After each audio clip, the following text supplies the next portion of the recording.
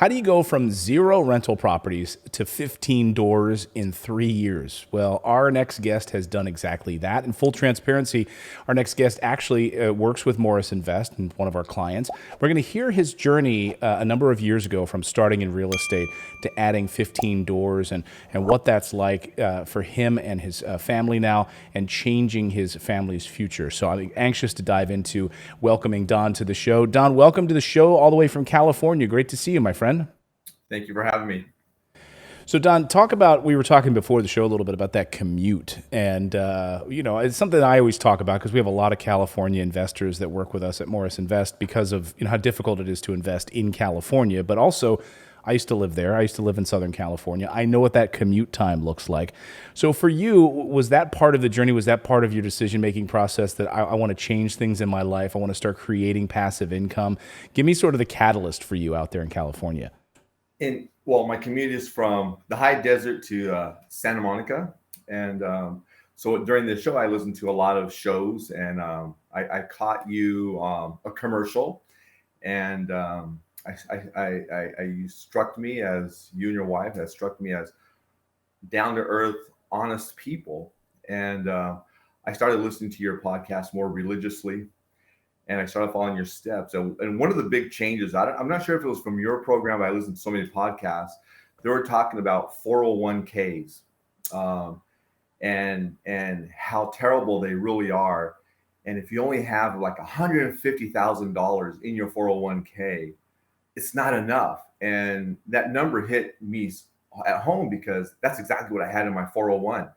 And they're saying once you take out your fees, your taxes, and then divide the rest by, how many years you're going to live, how much do you really have per month? And I really thought I have nothing compared to my longevity is my grandparent lived to 103 years old. So I figured whatever I have in this 401 or 403b is not going to last me my whole life.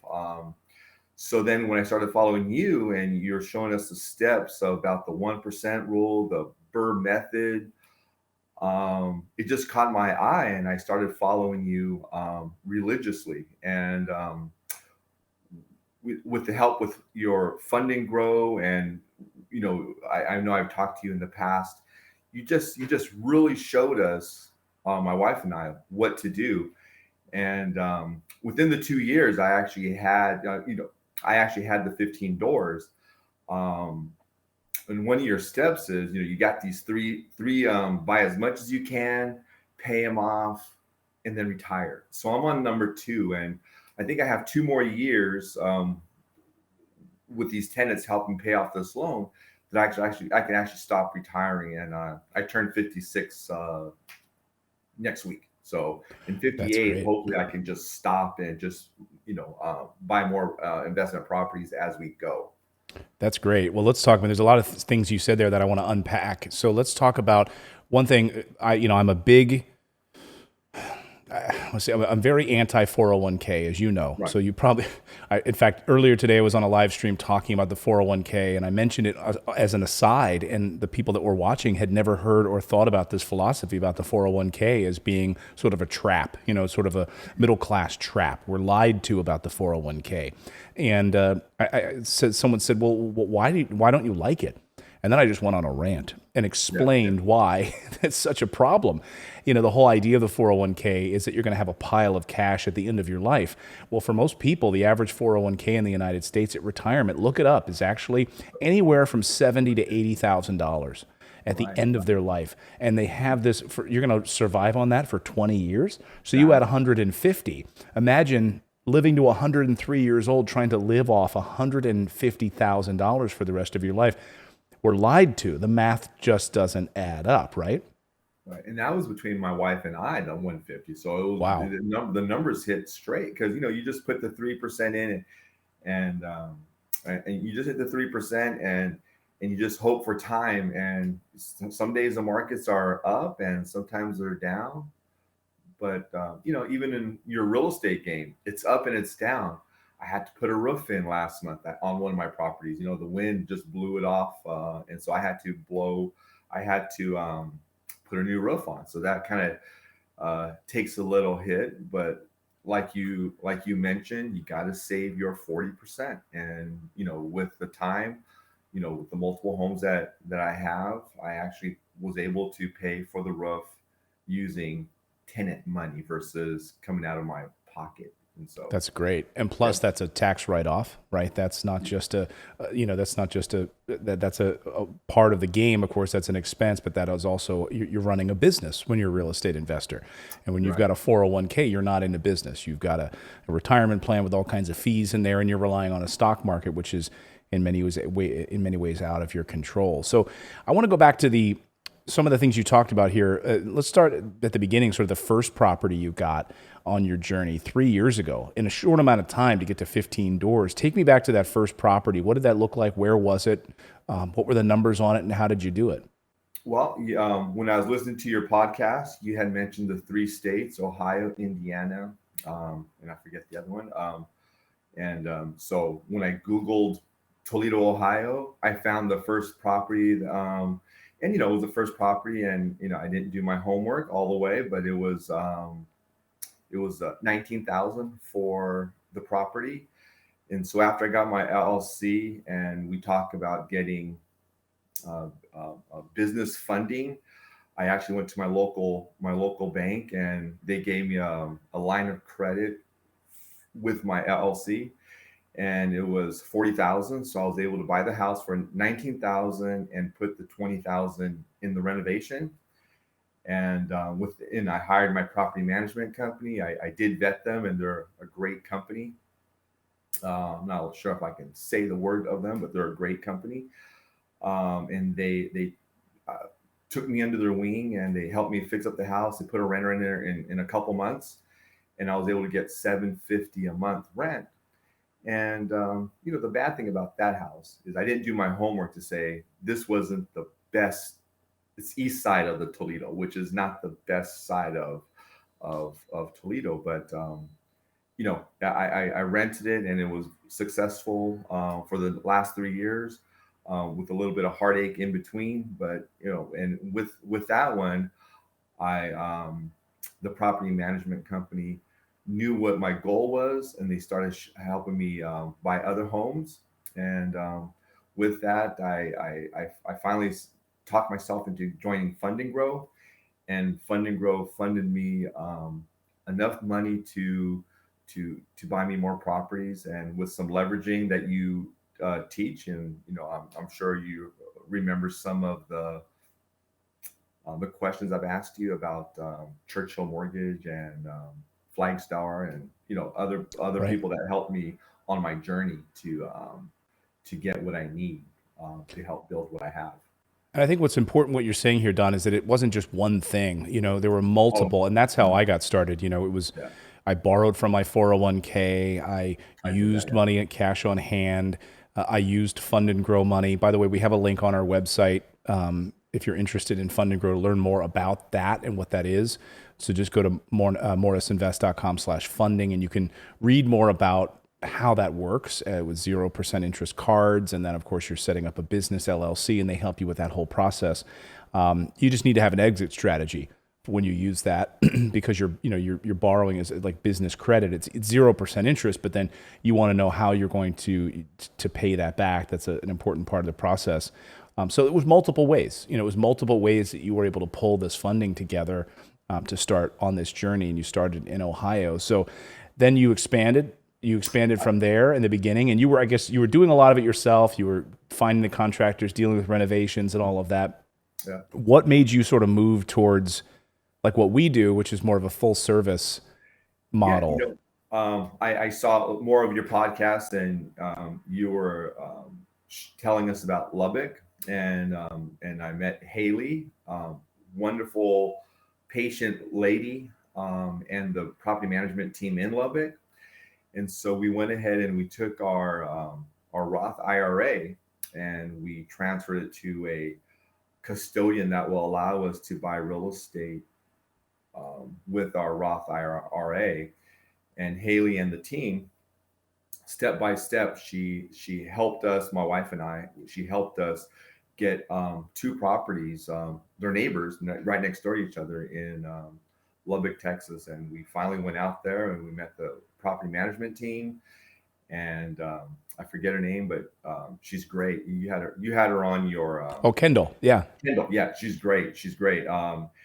And she was on time before we even got to the property. She was there waiting for us, and she showed us. And we couldn't see our homes, but because they were already rented, they were that quick that by the time they closed construction, and by the time I got down there, they had rented the houses and they already moved in. So I had to look at the houses next door to do our walk around. But the whole process is great.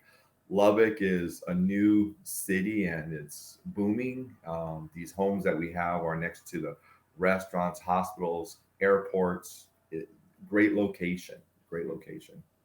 That's great. Yeah, for people that don't understand, a lot of the properties that we are building in this year and beyond are in West Texas and other parts of Texas as well. Some that we're not ready to just announce just yet, but we're always analyzing these different markets. And what we love about Texas, of course, is that it's really one of the most landlord-friendly states in the country. I mean, it's always at the top of that list. And, because we're buying land in the best school districts, we're buying those areas that, that's why they rent up so fast. And what I love about Lubbock, of course, as I mentioned here on the show, is that there's such a diversity of jobs. Was that surprising to you when you were there? You saw the hospitals, the university. Yeah, and I even took time out. So we were there for a couple of days. I went to the local malls and I actually talked to people and see, hey, what kind of work?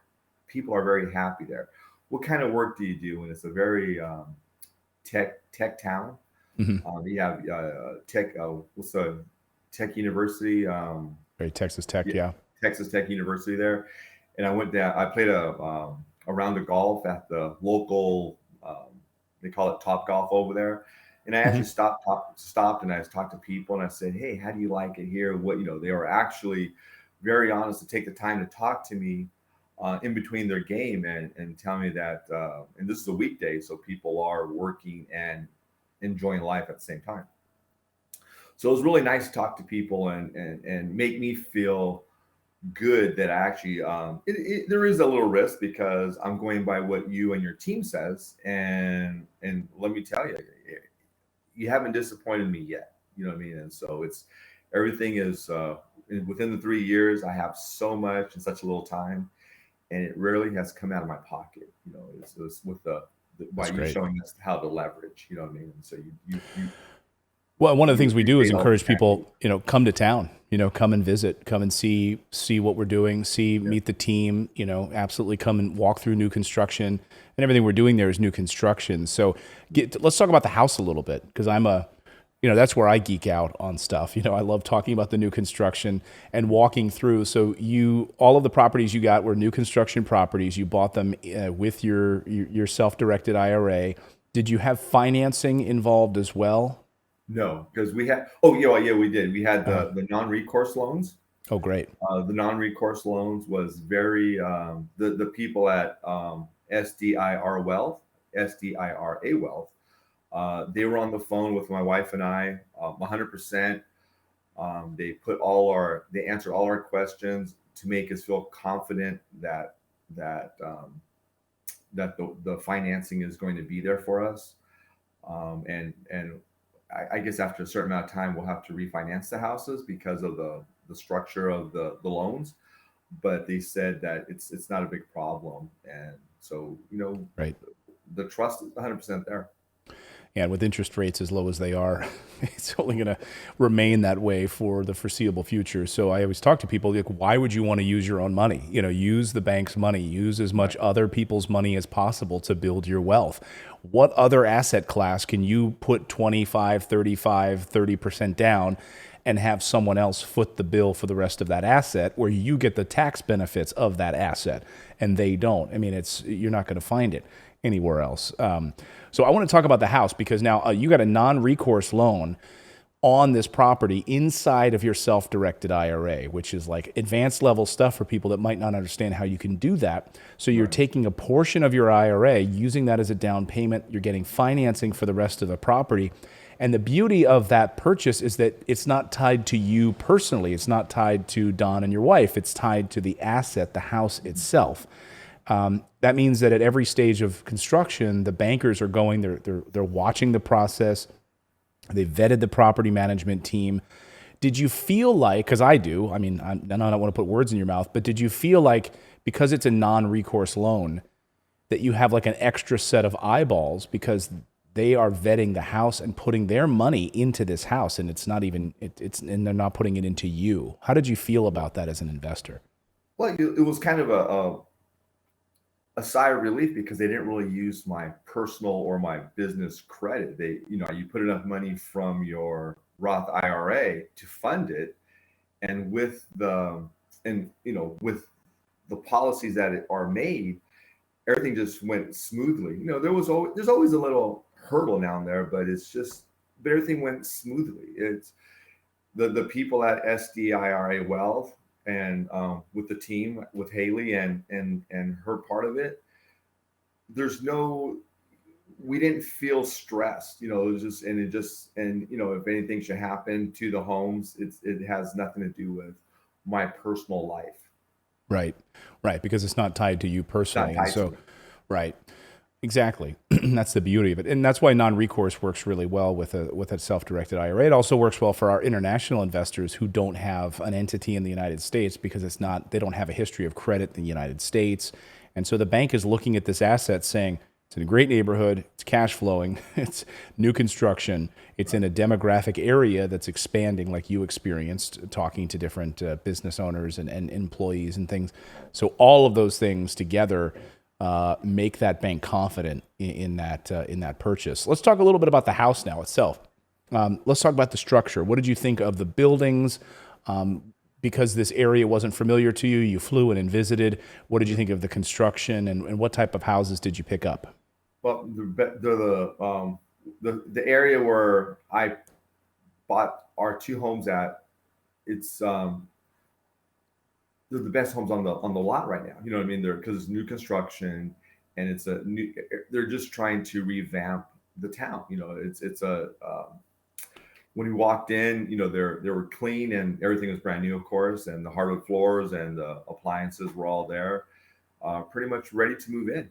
They were ready to move in, and Yeah. better than what we had thought at that time. For the price, I guess, for the price. Yeah. I mean, that's been our goal. It's like, how can Yeah. we, provide something that's really top notch where a tenant is going to be super happy to be there, want to stay for a long time in this particular school district, and where a client like yourself is going to be super happy long term because you're getting something that's in a great neighborhood, fantastic product, very well built, and it's going to appreciate nicely year after year. All of those things together, just it's a no-brainer from our perspective, and that's what we wanted to be able to provide. So, I'm super excited to be able to hear that. I want to hear about your goals now, Don. Like where you mentioned by 58, you want to hit certain goals. Now you said you're working 3 days a week right now, making that commute. How does the passive income, the tax benefits, all of those things roll into your yearly, your yearly take home? Like, give me that sort of picture when you're talking with your CPA. How have these 15 doors changed things for you? Well,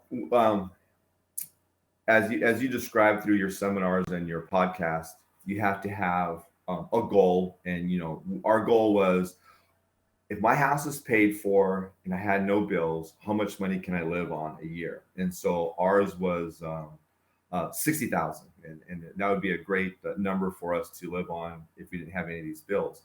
And so with your teachings, it was supposed to be 10 properties, but like I said, with the help of Funding Grow, they kept on helping me out to buy more.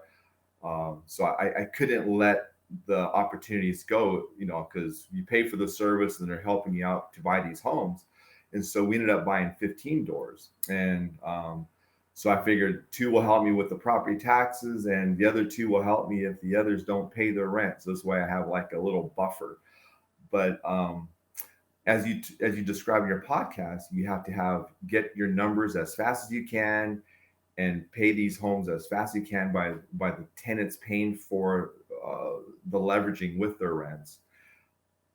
And then since I have my goal met, now step two is to pay them off as fast as you can, so I can. And step three is to retire from your career and enjoy the rest of your life without having to commute. my Right. my round trip commute is 200 miles when I have to work, and so it's catching up to me. I've been doing it. I've been in the field for 26 years, and at this facility for half that. So it's I'm getting ready. It's I see the light at the end of the tunnel. Um, and one thing I always have to say, your book, dude, your book is amazing. How to Pay Off Your House in 5 years or less. After I read your book, it took me 2 years to pay off my primary house in California. So Wow. it works. Whatever you say, you've done your homework, you've done your mistakes, and you're passing this on to us. And after I paid off my house, I had about 12 years to pay on my house, and with your book, we hammered that out in 2 years without using tenant money, because the tenant money is for my business, not for my personal. So by the time that we did your book and everything that you helped us with, um, I see the light at the end of the tunnel, and hopefully in 2 years I can I can retire from my job. Oh, that's great. Well, that's great. Well, and I didn't even pay you to say that. So here's No. I have I have no bad words to say about this process, but it does take work. I yeah, can't, and where my wife comes in at, because I can't do my chores around the house because I'm busy with doing this. My wife has picked up a lot of. She's been patient with the process, also. You know what I mean? And so yeah, by me not doing the everyday things that I have, because it is passive income, though. I like your definition of passive income. It's not sitting with a mai tai on the beach. It's, hey, I have time to take my wife out to lunch and come back and work, play around with golf, come back and work. But you know what I mean. But it is work. That's one thing right. that is not stressed enough. It's not easy money. It is work, and you have to put your time in. But it's Absolutely. You have to nurture your portfolio. And you mentioned having to put a new roof on a property, and you have to nurture that portfolio. It's, yeah, yeah, but by having that freedom, it creates freedom in your life. And that's exactly what we talk about yeah, with passive income. yeah. Don, I have to ask you before we go, what would you say to someone who's sort of sitting on the fence about getting started with real estate investing, thinking about taking the plunge, and maybe, even taking a plunge with us, as a full service company? What would you say to that person who's nervous about the process or doesn't think Don't it's for them? What would you say to that person? don't let the monkey on your back change your mind. It's a lot of work, but if you just take it one day at a time and you do one property at a time, it's amazing. It's amazing, the outcome, if you really, like I said, nurture your business. Um, but you just have to do it, because if you don't do it, you're going to go through all these years. The what if I would have. Yeah. So, yeah. Well, I'm super proud of you and your wife for taking the plunge on this, Don. You guys are fantastic. 15 properties, 15 doors in 3 years, and well on your way to hitting that freedom number. That's exactly what we preach. That's exactly what I hope to hear. It makes me smile from ear to ear. So I'm super excited that I got a chance to talk with you today, and sharing your story with us. Thank you. Thank you so much, Don. Really give my best to your wife, and hopefully we'll be able to play a round of golf together soon. Yeah, that'd be great. I getting my air miles for you, so I can go to your house. I would love that. I would love that. We'll take you out to a nice dinner and we'll go play some golf. Well, my guest has been Don. It's really a pleasure to have you here on the show. And everyone who watching, you can do the exact same thing, which is to take action. Go out there, become a real estate investor. I believe it's the number one way to build wealth. So we'll see you next time, everyone.